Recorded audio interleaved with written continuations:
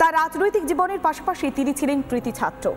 School জীবনের পর তিনি পড়াশোনা করেছেন প্রেসিডেন্সি কলেজে, তারপরে কলকাতা বিশ্ববিদ্যালয়, তারপরেই ছাত্র রাজনীতিতে তার উত্থান।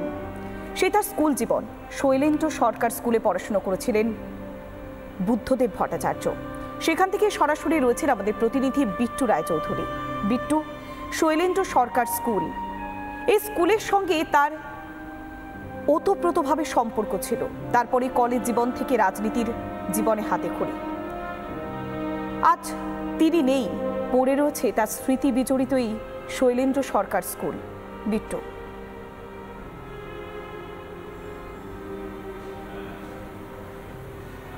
দেখো, যেই ক্লাসরুমে এই মুহূর্তে আমি রয়েছি, এই ক্লাসরুমের কোনো একটি বেঞ্চে বসে থাকতেন বুদ্ধদেব ভট্টাচার্য, এবং এই স্কুলের সঙ্গে অনেক স্মৃতি জড়িয়ে রয়েছে তার।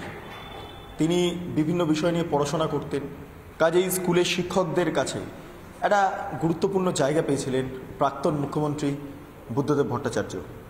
আজকে সকাল থেকেই স্কুলের যে চরিত্রটা রীতিমতো ভারাক্রান্ত বলা যেতে পারে।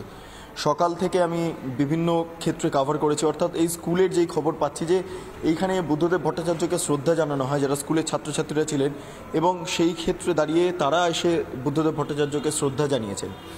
এবং দিকে দিকে স্কুল কর্তৃপক্ষের তরফে এই মুহূর্তে স্কুলের বিভিন্ন জায়গাতে তারা যে শোকস্তব্ধ সেই বিষয়টা উল্লেখ করা হয়েছে।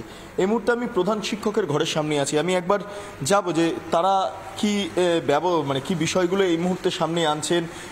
প্রাক্তন মুখ্যমন্ত্রী বুদ্ধদেব ভট্টাচার্য তিনি স্কুলে পড়তেন, ক্লাসরুমে আমরা গিয়েছিলাম। আজকে আপনি এই স্কুলের প্রধান শিক্ষক, কি বলবেন? দেখুন, আমি আগে থেকেই শুনেছিলাম যে এই স্কুলে উনি পড়তেন, এবং এই পশ্চিমবঙ্গের প্রাক্তন মুখ্যমন্ত্রী।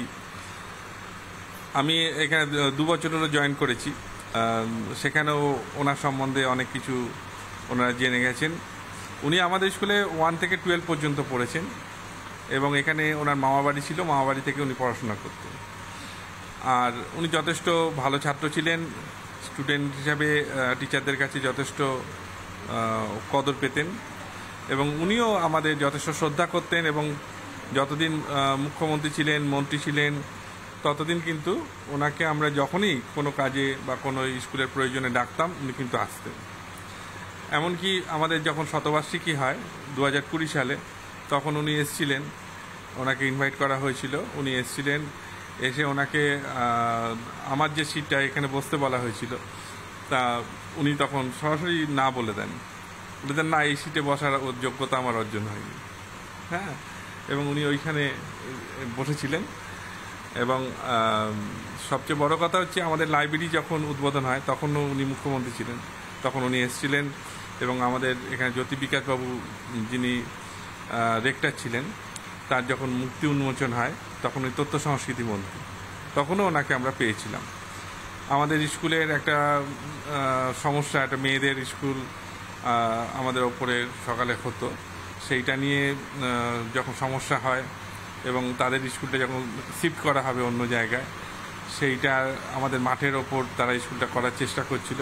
সেই বিষয় নিয়েও আমরা যখন ওনাকে টাইম চেয়েছিলাম, উনি সঙ্গে সঙ্গে আমাদের টাইম দেন, এবং আমাদের সেটা নিয়ে সরাসরি রাইটার্স বিল্ডিংয়ে ওনার সাথে কথা হয়েছিল। অর্থাৎ বিভিন্ন বিষয়ে সমস্যা সমাধান, সেগুলো যা আমরা চেয়েছি তখন উনি সেটা আমাদের যথেষ্টভাবে সাহায্য করেছেন, এবং স্কুলের নানান উপকারে যেগুলো লাগবে, যেমন লাইব্রেরি গ্রান্ট এবং অন্যান্য গ্রান্টটা নিতে যতদিন উনি ছিলেন আমাদেরকে সাহায্য করে গেছেন। আজকে সকাল থেকে কি করলেন আপনারা?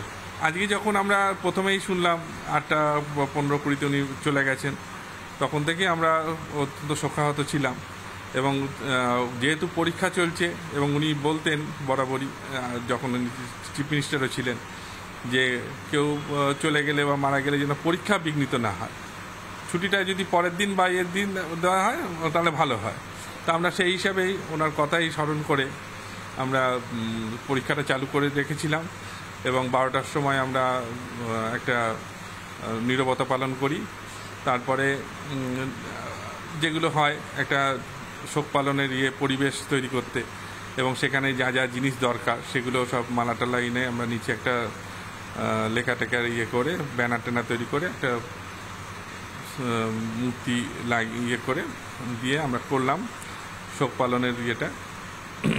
এবং আমাদের যিনি প্রেসিডেন্ট জাস্টিস শ্যামল সেন, উনিও সকালবেলা আমাকে ফোন করেছিলেন।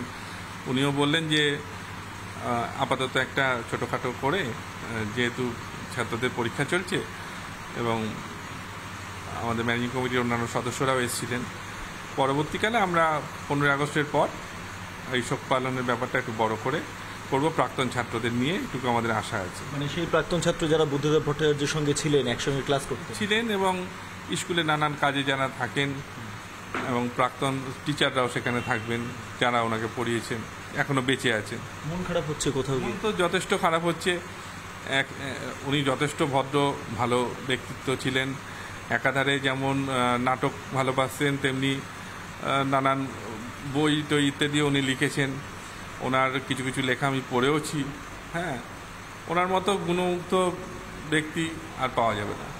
এই মুহূর্তে আমার সঙ্গে ছিলেন সংশ্লিষ্ট স্কুলের প্রধান শিক্ষক, এবং তিনি যে কথাগুলো বললেন যে বুদ্ধদেব ভট্টাচার্যকে এই হেডমাস্টারের যেই চেয়ার সেইখানে বসতে অনুরোধ করা হয়েছিল, কিন্তু তিনি বসেননি, কারণ তিনি বলছিলেন যে সেই যোগ্যতা তার হয়নি, সেই কারণে এটাই হয়তো বুদ্ধদেব ভট্টাচার্যের মহিমা, এটাই হয়তো তার মানসিকতা। সেই কারণেই প্রধান শিক্ষকের জায়গাটা আলাদা, তার জায়গাটা আলাদা। সেই যে ভেদাভেদটা, সেই যে অবস্থানটা, সেটাও স্পষ্ট করতে ভোলেননি বুদ্ধদেব ভট্টাচার্য। আমরা দেখাচ্ছিলাম শৈলেন্দ্র সরকার স্কুল, যে স্কুলে একেবারে 1 থেকে 12 পর্যন্ত পড়াশুনো করেছিলেন বুদ্ধদেব ভট্টাচার্য।